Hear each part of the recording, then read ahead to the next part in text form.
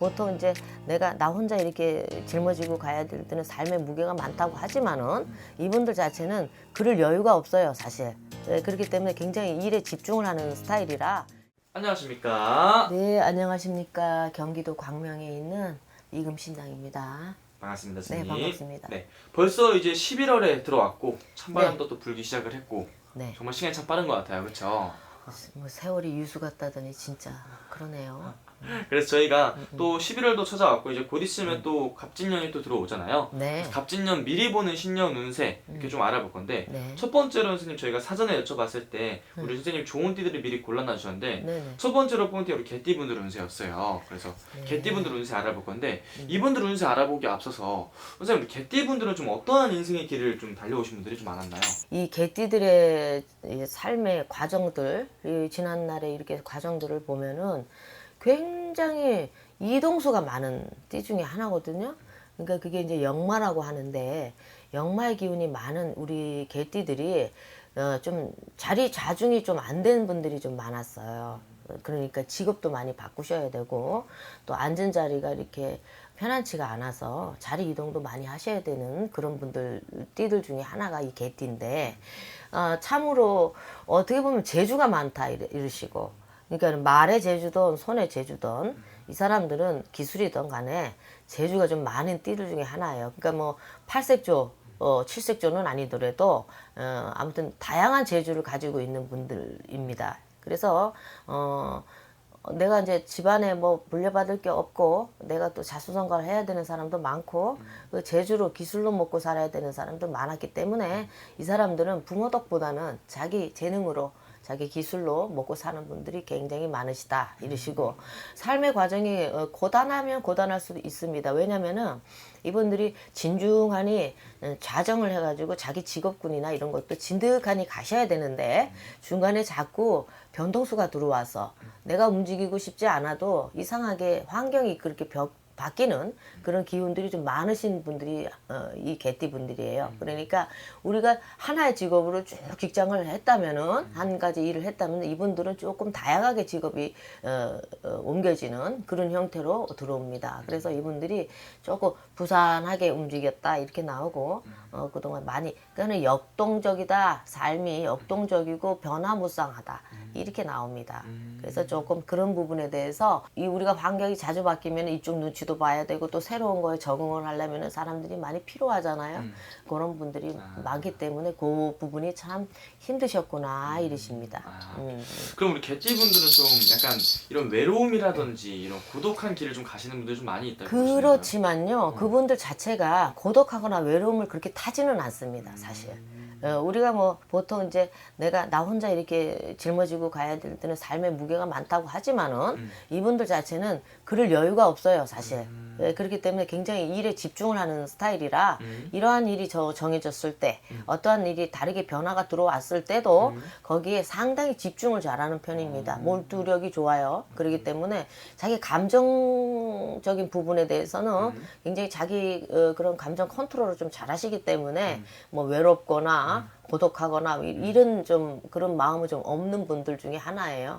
그걸 또 일로서 풀고 사람들 만나서 뭐 대화나 이렇게 이런 그런 쪽으로 많이 푸시기 때문에 외로움은 좀 다른 띠들보다는 덜 탄다고 볼 수가 있어요. 예.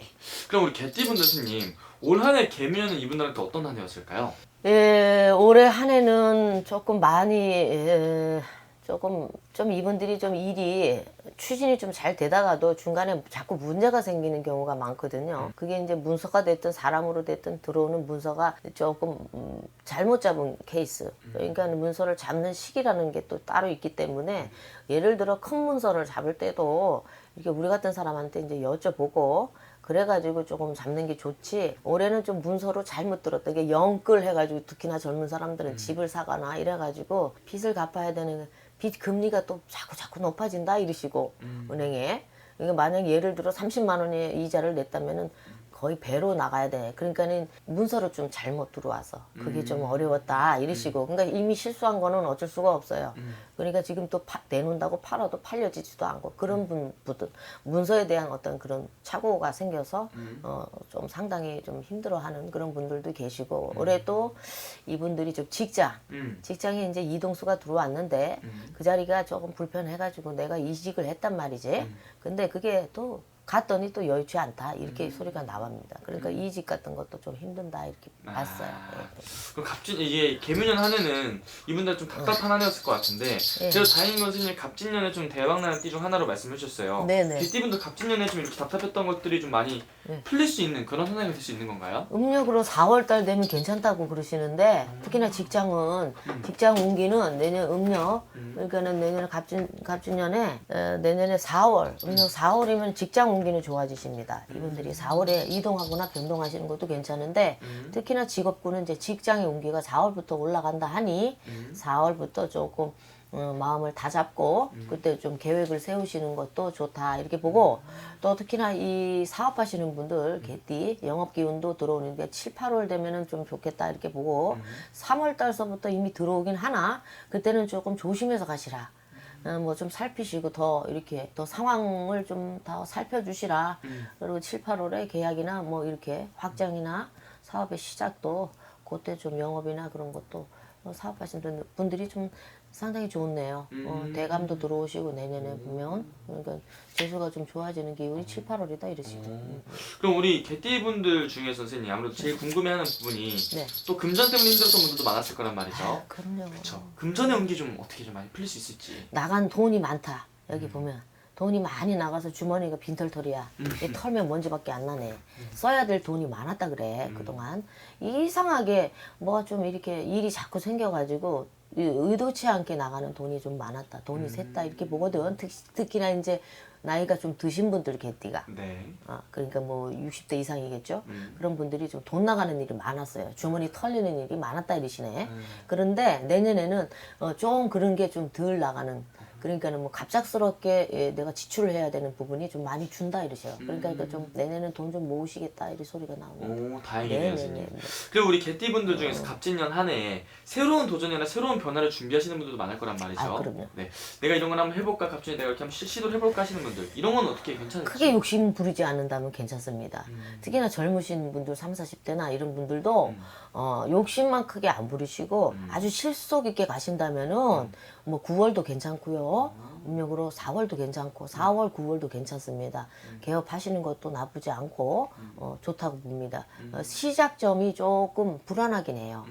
좀 불안하긴 해도 내년에 시작하셔도 무방하니까 물론 이게 이제 다른 뭐 생년월일을 보셔야 아는데 그거는 이제 상담하셔야지 알지만 전반적인 어떤 흐름을 봤을 때는 좀 젊으신 분들에 한해서 그러니까 이제 중년이죠. 중년 분들에 한해서는 개업이나 작게 시작하시는 걸로 보이거든요. 크게 벌려놓은 거를 다 정리를 하고 다시 새 출발을 하신다면 작게 시작하셔야 됩니다. 그렇기 때문에 그런 분들은 4월이나 9월 달 그렇게 날을 좀 잘 잡으셔가지고 하시면은 아주 좋겠다 이렇게 보십니다. 좋습니다. 네. 어쨌든 우리 갑진년 한 해 우리 개띠분들 많이 기대해봐도 괜찮을 것 같아서 다행인 것 같고요. 마지막 개띠분들 위해서 추가적으로 해주실 말도 한 말씀 해주시면 좋을 것 같습니다. 내년에 갑진에 청룡이 들어오는 이 청룡이잖아요. 청룡의 해가 사업 영업 기운이 상당히 좋아지고 직장에 승진수도 많이 들어오는 그런 기운입니다. 그래서 우리 개띠들이 물 만난 고기가 이제 될 수가 있겠다. 마른 그러니까 땅에 가뭄에 단비가 내리듯이 조금 이렇게 뭔가 운이 조금 이렇게 풀어지는 그런 기운이란 말이에요. 목마름이 해갈이 되는 그런 한 해이기 때문에 내년에 운이 뭐가 확 들어와서 뭐 대박이 나는 것보다는 내년부터 어떤 내가 고민했던 것들이 조금씩 풀리는 기운이기 때문에 그런 기운들이 들어와서 참 좋겠다. 답답함도 좀 풀리겠다. 금전도 조금 이제는 급하게 나가는 갑작스럽게 나오는 금전의 지출이 조금 줄어들고 금전도 조금 모이겠다 이런 소리가 나옵니다. 네네. 좋습니다. 좋습니다. 그래서 우리 개띠분 운세 쭉 알아봤는데요. 하지만 오늘 선생님 또 말씀해 주신 게 정말 띠만 보고 말해준 거잖아요. 이게 또 생년월일 넣어서 들어가야 훨씬 더 정확하고 아예 다르게 나올 수도 있는 거죠. 저는 음력으로 항상 음력 기준으로 점사를 보고요. 생년월일 시 빼고 요거만 있으면 돼요. 그렇기 때문에 지금 말씀드리는 거는 그냥 이 요점 정리라고 보시면 되고 정확하게 디테일하게 본인 사주를 보시는 각자 태어난 일이 다르고 월이 다르고 시가 다르니 이거를 다 점사로 다 풀어서 직접 보시려면 그 자기 개인 사주는 확실히 다르게 나오기 때문에 전반적으로 이러하다라고 할머니가 말씀 주시니까요.